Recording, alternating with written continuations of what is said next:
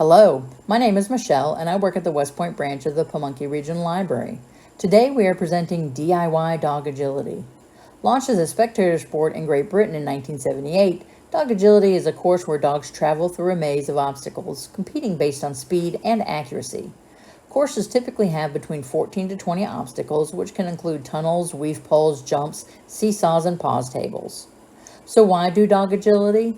Agility training is a great form of exercise for your dog. Agility training bonds dog and owner. And agility training can improve your dog's obedience. It may even help improve your leadership and training skills too. Things to note: always check with your vet before beginning an agility program. Be sure the obstacles have no sharp edges.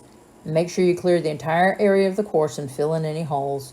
And customize the obstacles to suit your dog's size. We'll be presenting 4 obstacles today. The first one is the bar jump. The bar jump consists of at least one horizontal bar that the dog must jump over. Next up is the panel jump. The panel jump is another jump with a wall that the dog must jump over. Next we have the tunnel. The tunnel is an obstacle that the dogs must run through. Just like its name, it consists of a tunnel. And finally we have the pause table. This serves as a stopping place for dogs running through an agility course. A dog must have all 4 paws on the table and stay for a set period of time. Now here's how you can create these obstacles at home from items you probably already have. For the bar jump, you will need 2 items of equal size for the base and a pole or a broomstick. As you can see, we used 2 empty containers and a broomstick. And here's Ocho learning how to jump. We started off inside to familiarize the dogs with the obstacles before we moved outside. And here's Xena outside, easily clearing the bar jump. For the wall jump, you can stack pool noodles or use a box like we did set on its side. We also use high-value treats to encourage the dogs to jump over. Here's Xena going over one way and coming back the other way.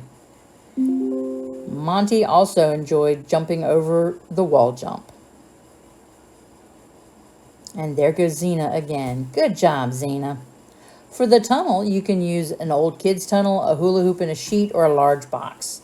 We used an old mattress box. Again, we started off inside to familiarize the dogs with the obstacles, and here comes Ocho through the tunnel. Outside, Xena easily came through the tunnel. Gus wasn't too sure, so we used high-value treats to have him go through the tunnel, but he only went part way. So we threw the treat further into the obstacle, and Gus ran around outside and got it that way. What a smart boy. For the pause table, you can use a dog bed, a short table, or even a piece of cardboard. We used cardboard for our pause table.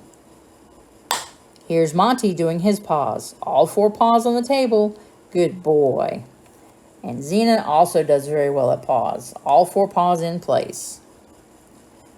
For more information on dog agility, check out these downloadable books available online through the library website or through the Hoopla app.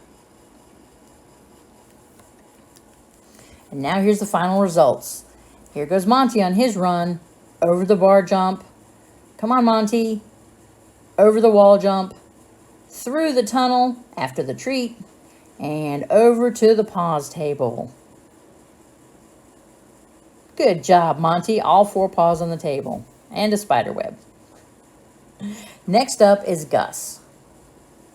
Gus over the bar jump, following the treat, almost over the wall jump, and here comes Monty to show him how it's done. All right, Monty, show him how it's done. Through the tunnel and over to the pause table. Who's going to get there first? It's Monty. Good job, guys. One thing to remember, if you use a broomstick and you have a dog that likes sticks, like Gus, they may steal your stick and practice their karate moves. Thanks for watching. See you next time.